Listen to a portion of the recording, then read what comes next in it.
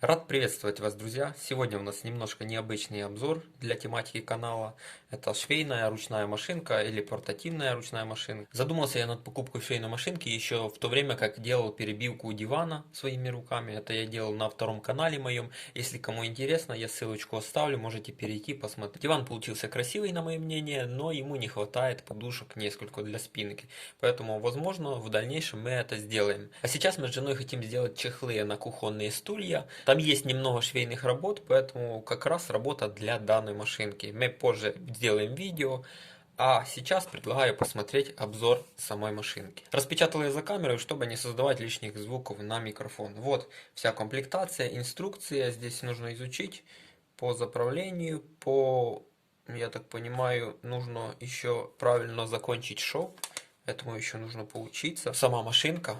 И две бобины запасных. Одна с ниткой, другая без. Вот этот крючок, который есть в инструкции. Иголка запасная и вот какой-то кругляшок. Даже не знаю, что это. Машинка у нас вот такая. Здесь игла, здесь заправлена нитка. Бобина с ниткой устанавливается. Вот это ручная прокрутка получается у нас, видите.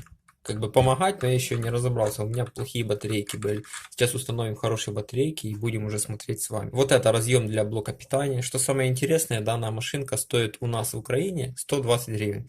Плюс доставка, она обошлась в целом мне 200 гривен с доставкой, с наложенным платежом. Но сам товар стоит 120 гривен. На Алиэкспрессе такая же самая стоимость. И даже больше, потому что здесь получается цена товара 4-5 долларов.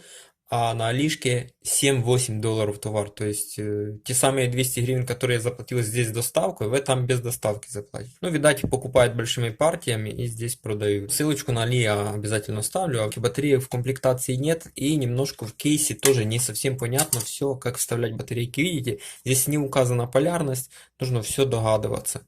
То есть здесь соединение, выходы вот здесь. То есть, ну, можно только предположить, что минусом мы опускаем вниз, да, это же у нас минус, да, минус вниз, сюда мы выпускаем плюсом вниз, там соединение мы, получается, уже вверх плюсом, и это все закрываем вот так вот, накрест. Но если я полярность перепутал, то, скорее всего, наша машинка либо вращаться будет в другую сторону, нет, она правильно работает, немножко рассыпается на ходу, как вы видите. Но я это все прощаю, потому что стоимость данного аппарата не так уж и велика. А ну давайте смотрим. Ладно, пофиксим. Ткань прошила, нитка торочится, потому что нужно как-то правильно зафиксировать этот шовчик. Но нам это не интересно, давайте более практические задачи проверим. У меня есть вот два куска ткани, приблизительная толщина такая, как нам нужна для стульев, да, и мы попробуем сшить эти две тканей. Сейчас посмотрим, что у нас получится. Чтобы и вам было видно, нужно приподнять вот эту штуковину. Ну, можно сказать, что я никогда не шил до этого на машинке. Опыта у меня никакого нет. Ну, иногда, возможно, за матерью подсматривал.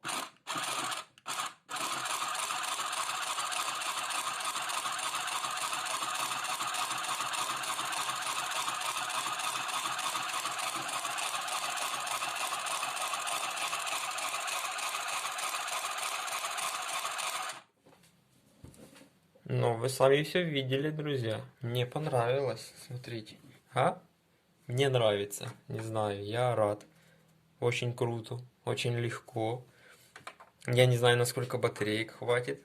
Сейчас я постараюсь за кадром завязать узелок, чтобы это все держалось в купе, потому что вы видели, как только выходит шов из машинки, его нужно как-то правильно зафиксировать, иначе это все расходится. Я не использовал крючок, потому что нужно иметь для него шнуровочку. Нужно научиться, либо иметь опыт в этом. Но если вы хоть раз штопали себе носки, то знаете, что в конце нужно иголочкой там узлов несколько навязать, чтобы это все не разошлось. Ну вот, в принципе, тут же что-то похожее. Выходит, у вас получается петля вот такая вот не завязанная и кусочек нитки. Соответственно, если за нитку потянуть, весь шов разойдется. Но если вот эту нитку поиграться, завязать, раз в петельку провести, в получившуюся петельку еще раз, то это все завяжется крепко-накрепко и никуда не денется. С такой длиной нитки мне удалось раз завязать в петельку, то завернуть. В принципе, все. Шовчик уже ваш не разойдется. Видите, я тяну за нитку, она уже не распускается. Ну и вот у нас получился даже вот такой вот уголочек. Смотрите. Вот так вот. Вот. То есть здесь у нас вот так вот шов. Конечно, если сильно разводить, то будут виднеться нитки.